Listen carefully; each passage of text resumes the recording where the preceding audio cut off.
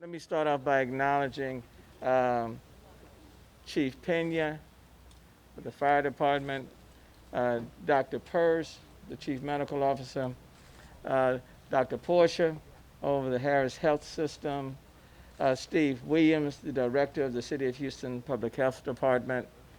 Um, I want to acknowledge those persons first, and then I have the privilege of standing with a number of elected officials in multiple levels. And instead of me just calling out their names, I know we're waiting on some congressional persons to be here. So let me go first to the state Senate. Um, State Senator Boris Miles. I want to thank him. I know he just left another event. And then there are a number of state representatives that are here. I don't want to miss anybody. So I'm going to ask the state representatives if you will simply say your name so we won't miss anybody. Representative Rosenthal, I want you. Oh, you want me to do it? You know, just your, John Rosenthal. but you got to use your preacher voice, okay? John Rosenthal, District 135. Done. I'm Harold Denton in District 142. I'm Ann Johnson, representing House District 134. Gene Wu, House District 137. Anna Hernandez, District 143. Armando Wally, District 140, down the street on Homestead. All right, then let me. I am the mayor's state representative, Jarvis Johnson, District 139.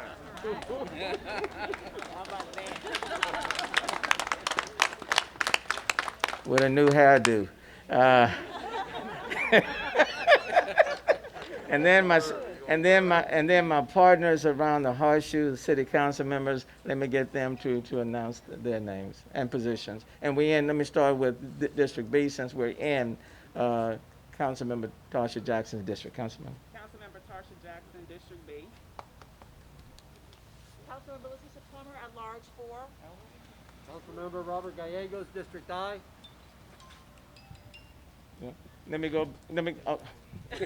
And the best for last, right?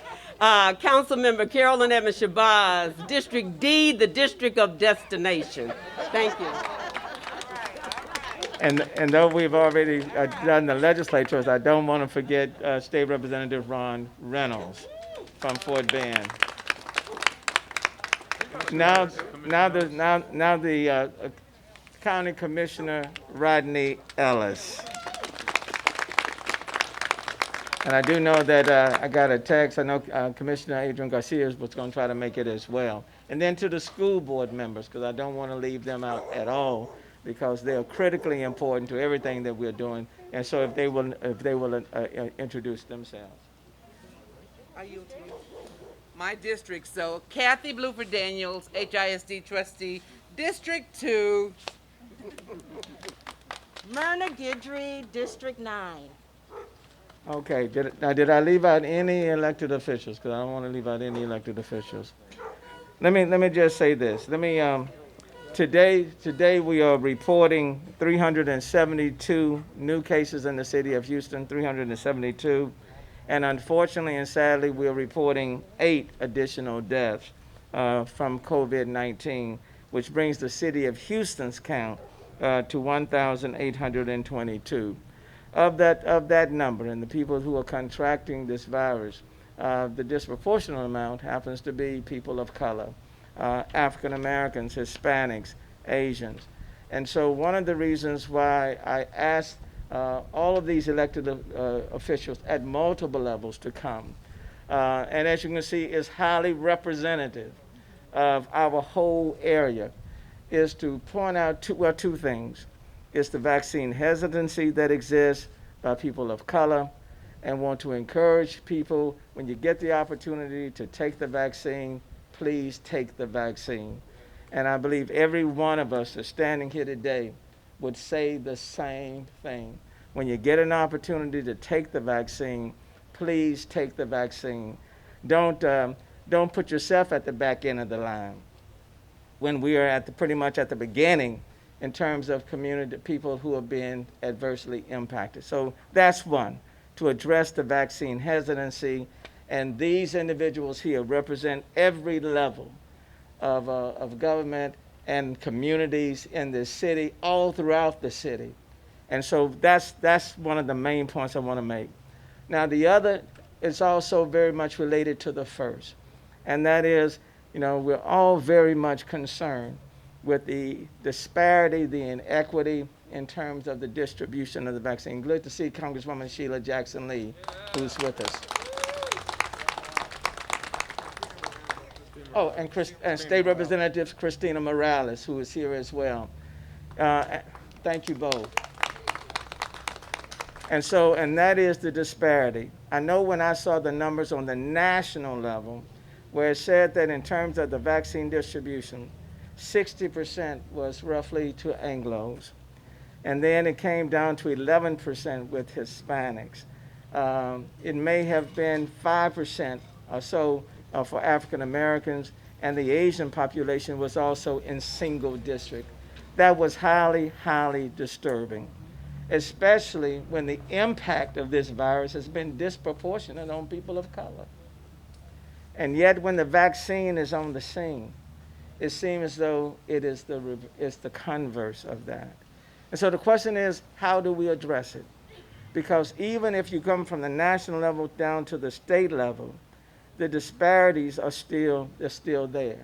Now, in Harris County and in the city of Houston, it's not as, how can I say it, the numbers are not as dramatic, so to speak. In Harris County, for example, when it comes to the distribution, the last numbers I saw may have been something like 48% as it relates to Anglos. In fact, I have it here. 48% for Anglos, 11.3% for Hispanics, 14% for others, and 13% for Asians, and 12% for blacks. Better, but still way from the mark. For the city of Houston, those percentage for Anglos, roughly 43% for Anglos, 21% for Hispanics, 15% for Asians, and 18% for African Americans. Again, better than the national numbers, but still significantly away from where they need to be. So how do we fix it? How do we address it? And there are several things that I would like to recommend. Number one, even at the city of Houston and at the county, but for both entities, City of Houston and Harris County, we have chosen to be more intentional and more directional. Recognizing the disparity, we're utilizing the limited supply that we're getting to be more intentional and more directional. City of Houston, for example, we've kind of pulled away from the mass distribution sites. Mass distribution sites are good for numbers. They're not necessarily the best for equity. Okay? So mass distribution sites, good for numbers, make your numbers look good. But when it comes down to the people who are disproportionately impacted, they're not good for equity. And so you have to have a mix. It can't just be one, it has to be a mix. I would say to the state of Texas, for example, because one of the primary things for the state was to make sure that vulnerable at-risk populations were not left out. Mm-hmm. And so what I would certainly recommend is for the state to send greater numbers, greater dosages to the to the Harris County Health Department, to the City of Houston Health Department. Because in many ways, we are the safety net. Okay, we are the ones who are also providing additional doses to other community providers. So send more there. And that's number one. Number two, I have already sent an email to, for example, to the Texas Medical Center and some hospitals, asking that we work more constructively to share what we get. So asking hospitals to share and work with even more closely with the county, with the city, and with our community providers. Because I know some of them are doing mass distributions, that's fine, but I would hope that they would share more. And then, for example, like the Harris Health System, their hospitals, LBJ, Ben Taub, you know, when you look at the distribution in terms of the hospitals that are getting the vaccines, the Harris Health hospitals are getting a smaller percentage than the other hospitals. And I think Dr. Portia will speak a little bit later on, and he will tell you that 88%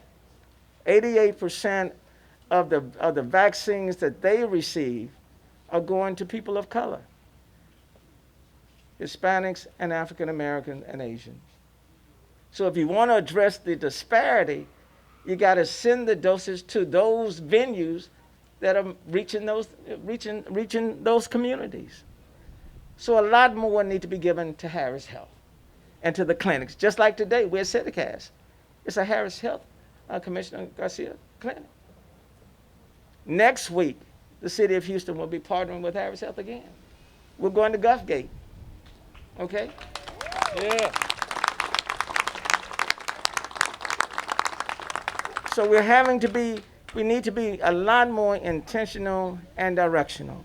The state needs to give more vaccines to our FQHCs, like Hope Clinic. We were in Hope Clinic last week, State Representative Wu, and meeting the needs of a number of Asians. But it was still way too much, way too little, I should say. So Hope Clinic, Abacina, the other one, Councilmember Davis, what's the name of the? Legacy. Well, Legacy, but Corazon, yeah. those community clinics or FQHCs that are closer to where people live. That's how we address the disparity, getting into these communities. And let me tell you, that's how you address the vaccine hesitancy. Because when neighbors see and family members see that their neighbors and family members are getting the vaccine, let me tell you, they're not going to want to be left out. But as long as the disparity is so great, then people are starting to wonder, well, maybe, Hispanics are not getting it because, they don't want to get it. Or African Americans are not getting it because they don't want to get it. Or Asians not getting it because they don't want to get it. No. You have to make it available and accessible. It's just like healthcare. You can have the best healthcare in the world, but if people can't access it, then it's like you don't have it at all. And so all of us, I'm not just pointing it at just the state or anybody else. What I'm saying is that I think what we are discovering, or what we recognize, is that all of us have to be very intentional and very directional if you want to achieve equity. Now, if you want to achieve speed, you continue to do it the way you're doing it. And as the supply comes in, you put it out. But with these variants coming on the scene, and these variants are coming into our cities and our counties, we need speed, but we need equity. Otherwise, people of color are going to be on the back end, and those numbers are going to continue to go up in terms of people contracting the virus and people dying and people not being able to take care of their family members and friends. So those are the things that I would recommend. Let me first call on Director Williams, and then I'm going to call on Dr. Portia, and then followed by Dr. Purse.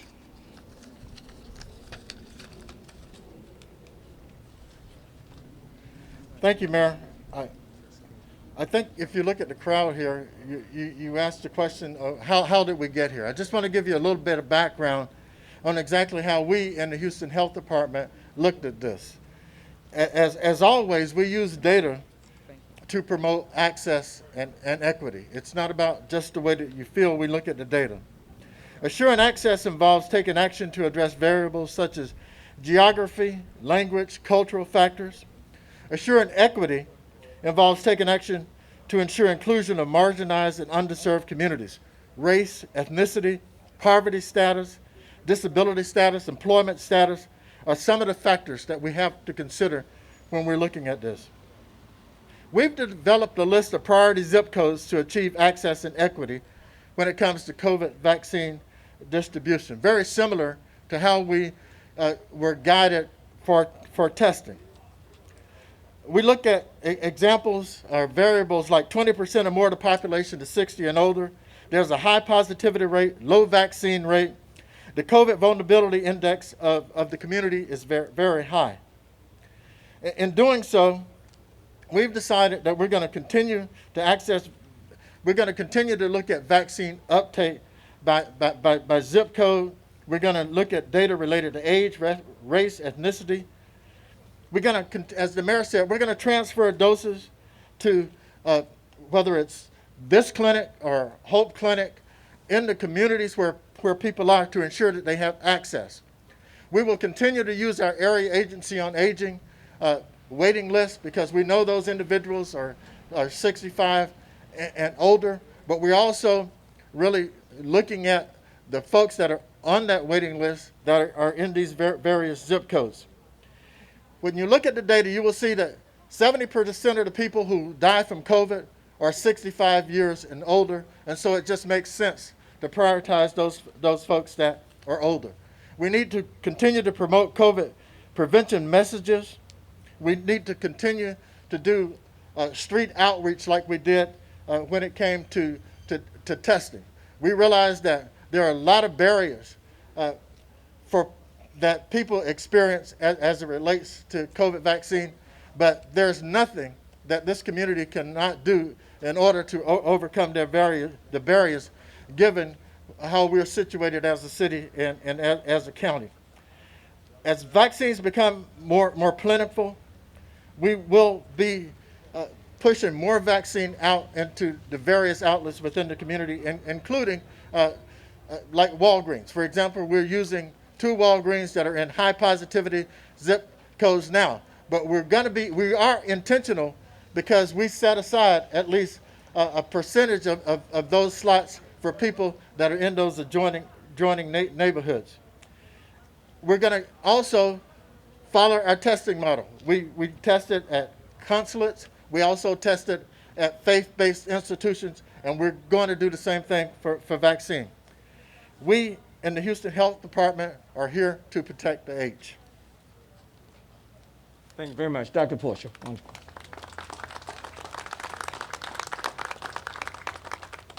Thank you, Mayor. Thank you, the elected officials, our commissioners. Appreciate everybody's being here and shedding the light on the issues that the mayor brought up. First and foremost, the issue of the acceptance of the vaccine, very, very important. But I just want to talk about the equity issue of the COVID-19. As the mayor mentioned, Harris Health System is the only safety net hospital system in Harris County, the most populated county in the state of Texas, the largest safety net hospital system in the state of Texas. And as the mayor mentioned, I'm not going to go over all the numbers. So far, more than 80% of the people who have been vaccinated by Harris Health System have been people of color, African American, Hispanic. There is a reason for that. Harris Health System, from the beginning of the pandemic, has suffered disproportionately in terms of the percentage of COVID-19 patients in our hospitals. The reason for that is very simple. The people who are most significantly and negatively impacted by COVID-19 are racial minorities, are indigent, the uninsured and underinsured, are exactly the people that Harris Health System serves. So it goes without saying that when we start to administer the vaccine, the numbers are self-explanatory. We are getting the vaccine into the arms of the people who absolutely deserve to be first in line in getting the vaccine. I just want to emphasize again what the mayor said about the equity issue in distribution of the vaccine. Right now, Harris Health System has the capacity to administer up to 15,000 doses of vaccine a week. We are far, far short of that number in terms of the vaccination that is allotted to us. We will administer every dose of vaccine that is given to us through the city, through the county, through the state, and we will continue doing this because, like I said, the people that we serve are the people who have been most negatively impacted by the COVID-19. I want to thank you again for being here and bringing attention to this. Mayor, thank you. Thank you, Dr. As Dr. First comes, let me just say this. for those of us who are standing here and those not, and I do want to, let me acknowledge also Judge Lena Hidalgo, who wanted to be here but had a previous commitment and couldn't, but I certainly want to thank her for her leadership. But let me just say, for those of us who are standing and those of us who are not here, if we don't stand up and speak against the inequities that are taking place, if we don't do it, if we don't bring attention to it, then who will? If we don't say, for example, to the state that the distribution system, it may be geared towards quickness, but it needs to also be geared towards equity. When I saw last week, for example, and I called Dr. Person, Director Williams, 10,000 doses per day being given to Denton County. 10 for one site. 10,000 per day in Denton County. And I called them and said, explain this to me. So in 3 days, they get up to 30,000. City of Houston, in 6 weeks, got a total of 41,000. Explain that equity to me. So if we don't stand up and say, this is wrong, this is wrong, and let's fix it, okay? How many more people in communities that don't have insurance, don't have access, need to go to work, on the front lines, okay? If we don't stand and say, we got to fix this, and it can be fixed, and we ought to be working together in a seamless way to address it. And that's all we're saying. Dr. Purse.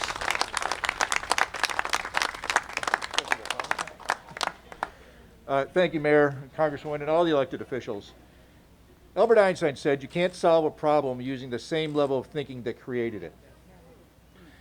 In our society, there are societal inequities that put communities of color and low income in the position to suffer the most from this virus.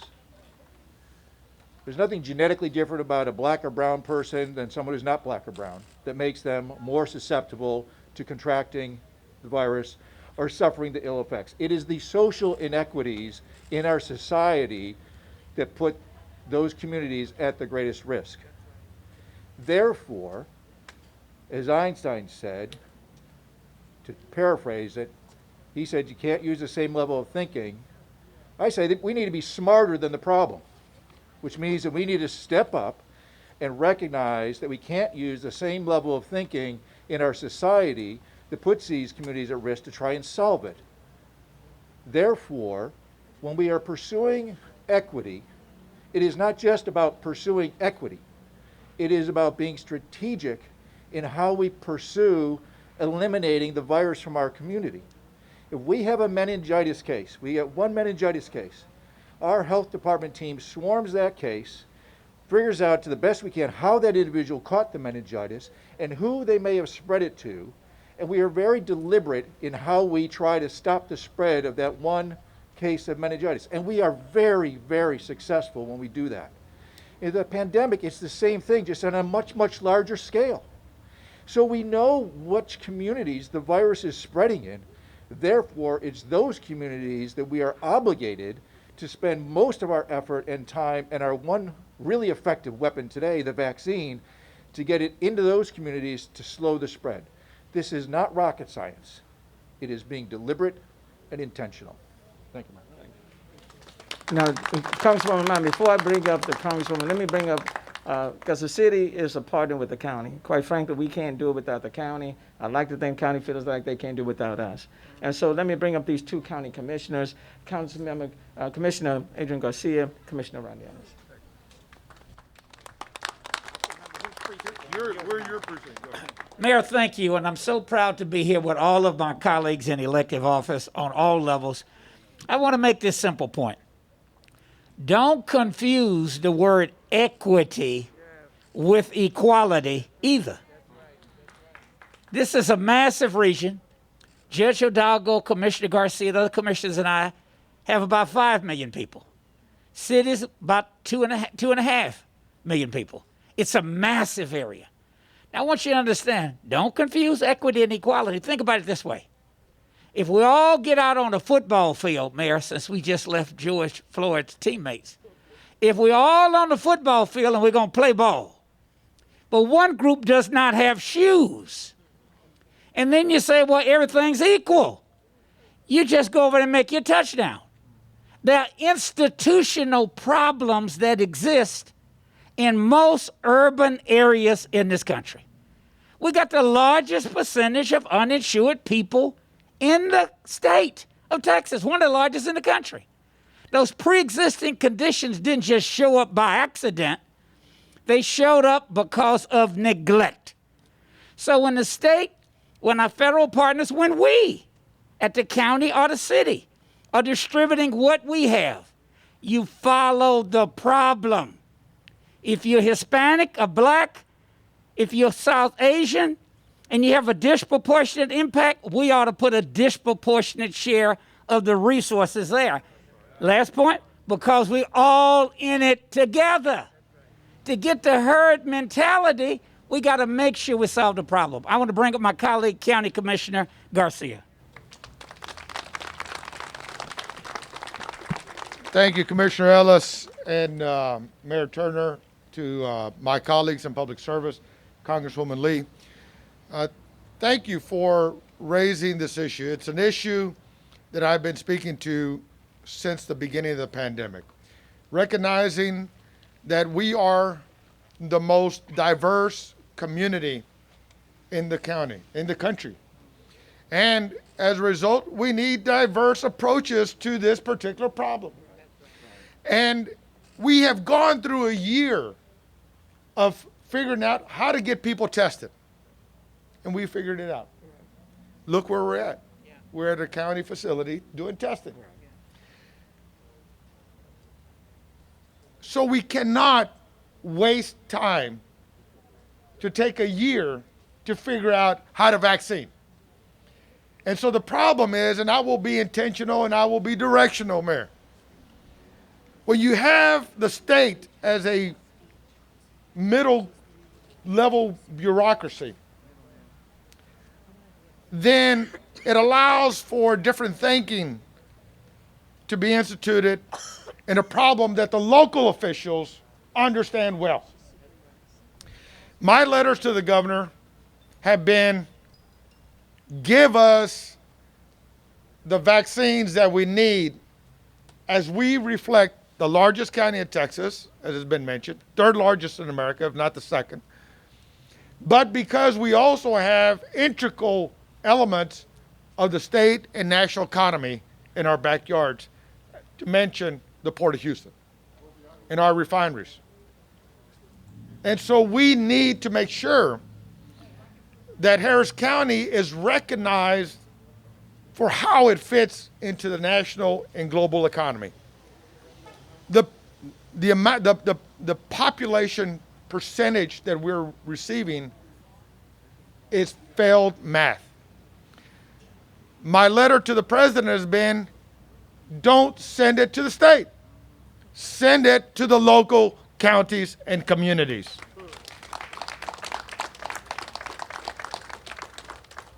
And then, as the mayor has said, and I completely agree, that while people are wondering when they're going to get their vaccine, and it is shameful that in the 21st century that we should still have waiting lists for essential elements to life. And that while that continues, people will still wonder about the effects of the vaccine, the validity of the vaccine, the efficacy of the vaccine, its design, and it will allow time for chaotic messaging to continue to confuse people that this is not something that they need to do. We get it here fast, and you're absolutely right. The comadres, the primos, the vecinos, the tíos, they're going to get their shots, and they're going to say, yo quiero el mío también. I want mine as well. So we have to make sure that this diversity is reflected in the implementation. Let's cut the state out of the equation. Let's get it to the local communities where we all here know how to reach our constituents. Thank you. Thank you very, very much. I do want to acknowledge that is the Congresita Silvio Garcia. Did I get that right? Okay, yo habla español. Okay. Her staff is here, and State Senator Carol Alvarado was not able to make it, but her staff is here as well. And let me also say, you can put out, do a large number, and be equitable at the same time, because even at this community clinic at Harris Health, as before we got started, they had already gone over 400, going up to they was allocated for 600. So you can still do large numbers and still make sure that populations are not left out. So again, a big shout out to Harris Health and the City of Houston Health Department. Really, thank you. Now let me bring up Congresswoman Sheila Jackson Lee, and then we'll go to the state. Mayor, thank you so very much for gathering all the leaders. I want to thank my fellow elected officials, because each of them have been somewhere providing vaccines and testing and a lifeline to their constituents. This has been the only way. They've been getting midnight calls and daily calls, council members, representatives, you've been getting calls, even with vaccine hesitancy. So let me, Mayor, join you with just a few facts that I'm not happy about. I would venture to say and affirm that of all the people that have been tested by Texas, the smallest number are African Americans and Hispanics and people of color, South Asians and others. Of all the people tested, the smallest number of persons across the state that have been vaccinated have been people of color. The reason is because the state refused to include on the data questioning from the moment we started testing. I keep saying testing because I've been doing testing, vaccinations. They refused to put on the data, the card, to ask your racial or ethnic background. They refused. And it has only been this week when Washington insisted to begin to collect the data. So right now across America, we have no idea how many hard-hit communities, African Americans or Hispanics, have been tested. Now people would say that's a data question. No, that is a life-saving question of what work we have to do. Mayor, I just want to give you these facts so you know that you're on the right track. In the state of New Jersey, the governor received 5,000 doses. He gave it to a hospital. They put it on a digital platform and just said, whoever can get on the platform, you got a dose. In the state of Nevada, the largest number of those who have gotten vaccines are Anglos or whites. Let me be very clear. I want everybody to get vaccinated. The state is majority Hispanic, but the largest number of people who've gotten vaccinated are Anglos. In this particular community, one major hospital, again, I am not a jealous person, I don't have envy, received 50,000 doses, and another urban serving, and that's in Texas and in this community, and another urban setting hospital received 400 doses. And so the question is not only racial equity, racial equality, but it is racial justice. And so I am supporting, as we go forward, to put language in our budget reconciliation bill, hoping to encourage the support of my colleagues, several things. The mayor knows I have said that this should be federalized. FEMA is already, by the Biden administration, going to be designated, and they're going to be designated to do large centers working with the local entities, almost like a hurricane. So they come to the local entities and ask you, where do you want them to be? I am asking them to bypass the hierarchy and the bureaucracy of the state. That when FEMA comes, they land in Harris County or Montgomery County, or they land in South Texas on the ground. They land in El Paso, and they say, where do we set up? That has to be written in. The second is that I think the doses should be on the ground in the area that they're serving. So the federal government has the ability to put up massive refrigeration. I know it's very sensitive, so that when the doses are drawn, they're drawn in that community. And you're not waiting every week to get 9,000 or 10,000, but you have the basic dose in refrigerated circumstances to be drawn down on in your community. If we don't begin to look at a massive way, including adding the neighborhood sites, then we have people walking up to various sites looking very lost and saying, I heard there was some vaccinating going on here. Yes, there is, but people have already signed up. And you see these people standing outside of sites. They hear about it. They get wind of it, if you will. We can't continue to burden local government without giving them the tools to do their job. And so we are writing the budget now, and I'm going to finish with these announcements. There is no contentiousness in Washington right now. We hope that we move bipartisan, Senator Miles. That's a good thing. But everybody needs to know that I got home this morning at 6 a.m. because we voted on the budget reconciliation. We have no more contention. 51 votes is going to pass the $1.9 trillion budget. And the only thing we're doing now is writing the language of the vote that we are going to take on the ultimate $1.9 trillion. The words of the mayor, county commissioners, state senators will be language that I hope I will draw the support of our congressional delegation. That is, one, have a partnership directly with the federal government and local communities. Two, make sure the doses are equitably and with justice distributed to local communities, hospitals, Harris Health.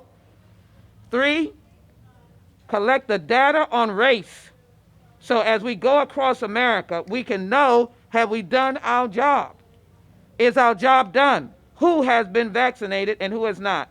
Let this press conference not be where someone is looking at it in their living room saying they don't want me to get vaccinated. That is not the case. If we had our way, it would be NRG every day.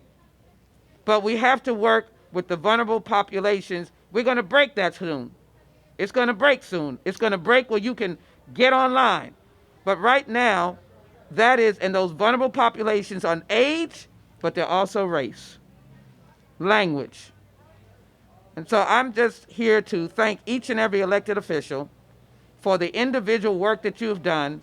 I don't need to even hear from you that I know that you have individually helped people get vaccinated, because there are people who are in two categories: panic, I'm not getting vaccinated. There are people who are showing up at second boosters. They're showing up to get in line, and it's supposed to be for the second booster. And then there's a hesitancy crowd. And we will not conquer panic or hesitancy until we get an orderly process. That's my commitment to work with all of you to get an orderly federal process under the $1.9 trillion miles to get those monies directly to local governments. And somebody said hierarchy, bureaucracy. I'm going to say the middleman. The middleman and a middlewoman has never been effective in delivering services. You got to go directly to those who are in need, and that's what we plan on doing. Thank you to each and every one who is here, and the great work at the Settergas Clinic. Thank you, and thank you to the doctors as well. Thank you. Thank you, Congresswoman. State Senator Boris Miles. Mayor, I'm going to ask you for a senatorial privilege and ask all the legislators, the state legislators, to come stand with me. All the state legislators to come stand with me. Past and present. Get out the way, man. All my state legislators, I'm going to be speaking for all of us. Let me say thank you to Harris Health for having us here, and I want to welcome you all to Senate District 13, City Gas, the tip of Senate District 13. I think I speak for everyone here when we've sent letters, all of the legislators, asking the governor to take a better look at the distribution of the vaccine. All we're really asking for them to do, and what I hold in my hand, is a commitment that they made on December 7th of 2020. on their platform of how the vaccine would be rolled out with transparency, ethical purposes, okay, and procedural principles. They stated in their layout, in their roll-off, they stated that communities with health deficiencies would be the first communities that would be served. Well, that's not the case. We asked for transparency. We're not getting transparency. The data that the county and the city is getting from the state is 30 days behind. So how can we know when we're being effective at if it's all 30 days behind? I stand here with my colleagues today because we want the governor to know we're no longer asking. We're no longer asking the governor. We're requesting and we're demanding that you roll out the vaccine as it should be rolled out to communities of color. To communities of color. Because if we send one message to you, Governor, elections matter. Elections matter. And you cannot treat our people this way. We will not allow it. We're going to sing it from the hilltops, from the Capitol steps, and everywhere we can. But you're going to vaccinate our people. Thank you.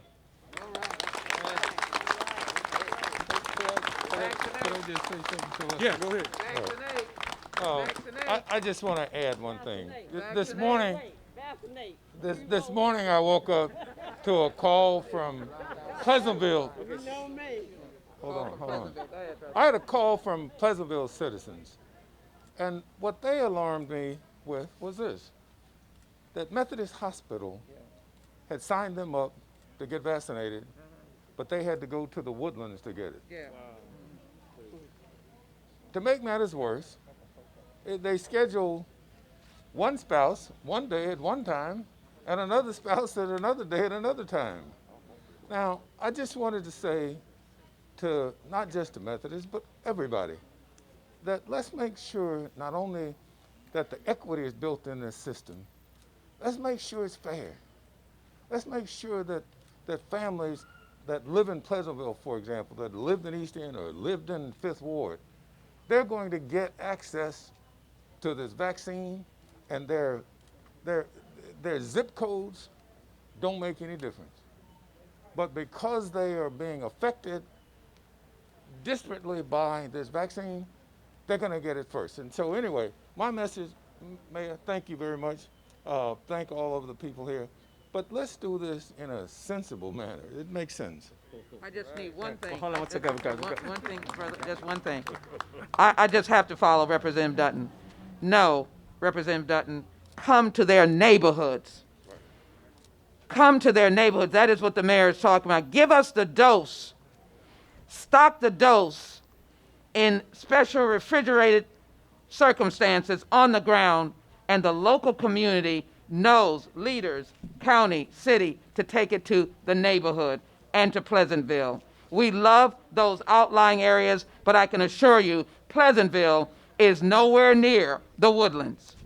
Take it to the neighborhoods. Thank you, Mayor, for yielding. Representative Wu, if you don't mind, and come, because it is important that we reach all communities within our city. And I would speak Mandarin, but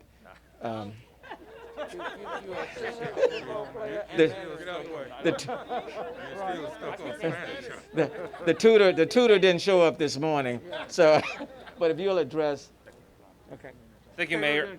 I'll keep this very short. My name is Gene Wu. I represent Southwest Houston, the clear opposite side of this, where we are right now. I represent a large African American and Hispanic community, but many of my people are immigrants, but they all suffer the same way because they're people who also have to go out to work. They're the essential workers. They have to go work the businesses. They have to go clean homes. They have to do things. They don't have the option of staying home.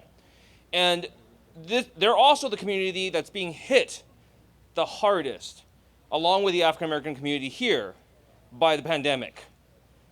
And, I'm just really tired. I'm tired of coming here, whether it's about Hurricane Harvey recovery, whether it's about education, or whether it's about healthcare.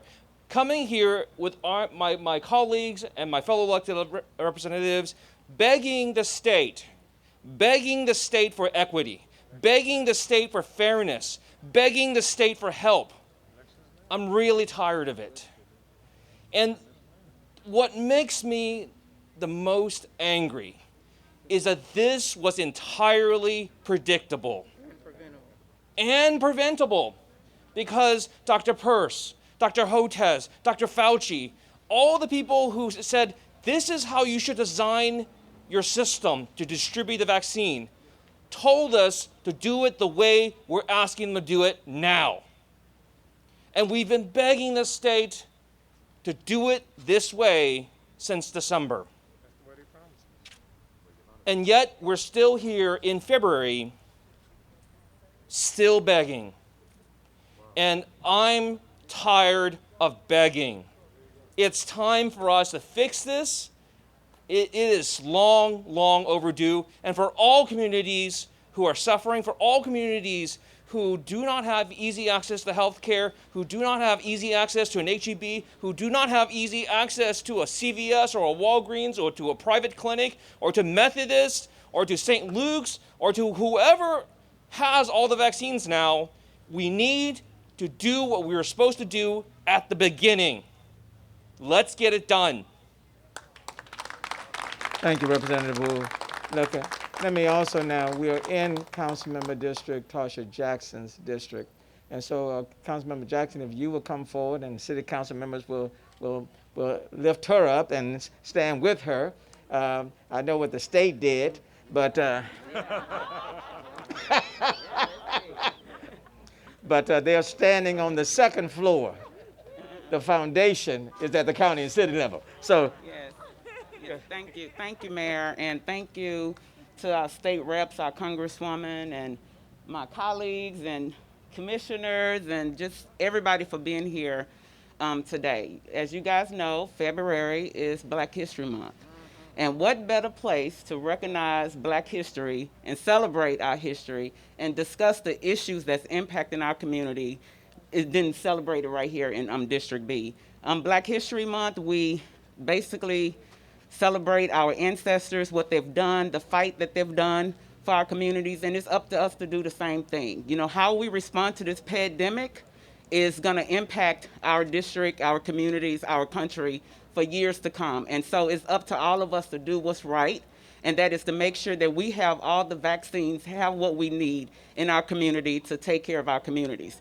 Once we get enough vaccines, I commit to getting my shot or get a vaccine shot, but I can't do it right now because we don't have enough. And so I will continue to fight and work with Mayor Turner and our Congress leaders and our state reps to make sure that the folks in District B have what they need, because the only way we can survive this pandemic is by everyone getting vaccines, getting vaccinated or getting tested. And I encourage everyone to come out and get tested. Thank you.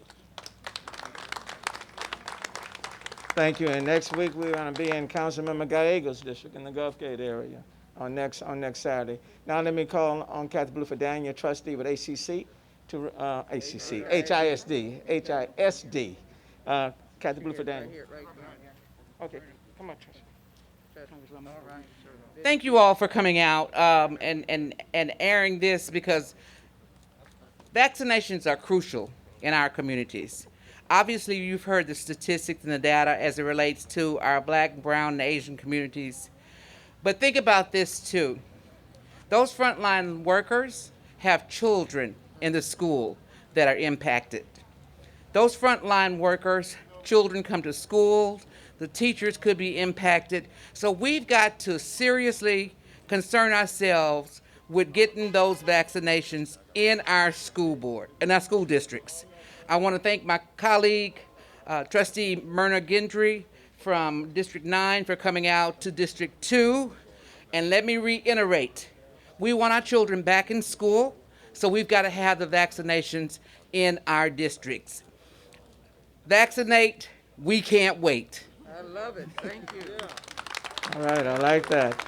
And then, of course, all of the elected officials, we have to partner with other groups and organizations. One of our long-time civil rights organizations, human rights organizations, NAACP, and the president-to-be because I don't think he's been sworn in yet. Yeah, but can we move But the president to be functionally serving as the president of the local chapter NAACP, Bishop James Dixon. Bishop. Thank you, Mayor Turner, for your leadership on every important issue. You're out front making sure that the citizens of Houston are taken care of at the level that we deserve. Thank you to all of our elected officials. Congresswoman Lee, thank you so very much, and all those who've spoken already. I'm honored to stand here on behalf of the Houston branch of the NAACP to say, Mayor Turner, we are 100% in lockstep with the cause of this press conference. It's needed, it's necessary, and I'm speaking for the NAACP as well as the faith community who is also outraged by the disrespect and disregard that's been shown up to date as it relates to vaccinations being available, as the Congresswoman put it, in our neighborhoods. It is extremely important that our governor and those at the state level understand. Every time a person dies in our community because they didn't have access to quality health care, and in this case, to vaccinations, that blood is on your hands. I didn't get many amens there. I want to say this very succinctly. I want us to understand that this is about life and death. It's about people, not politics. And I need to say this very lovingly and yet sternly. Every Texan is your constituent. That's right. Every Texan is your constituent. And the reality is, we will all be judged by how we deal with the least of these. It's very important for us to understand that our state, our cities, and our counties are no greater than how we treat the most vulnerable. And the fact that we have to be here on a Saturday afternoon appealing to the moral consciousness of our elected leadership at the state level on behalf of those who are often the voiceless, it reveals a systemic issue in our state and in our nation. We expect a response post-haste. Come see the suffering. Come see the dying. And partner with us not because of a political stance, but because we have the same moral values and the compassion for those who need it the most. Voting does matter, but this is not just about voting.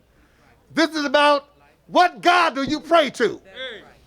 How do you hold up a Bible and talk about loving God and you don't love people?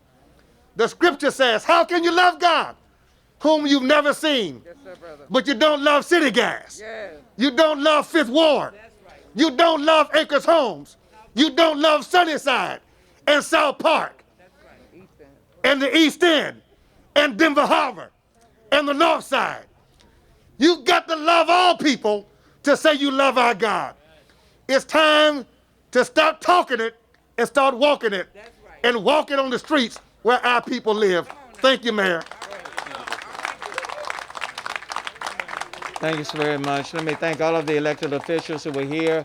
Even if you didn't get a chance to speak, let me thank all of you for taking your time to be here on very, very short notice.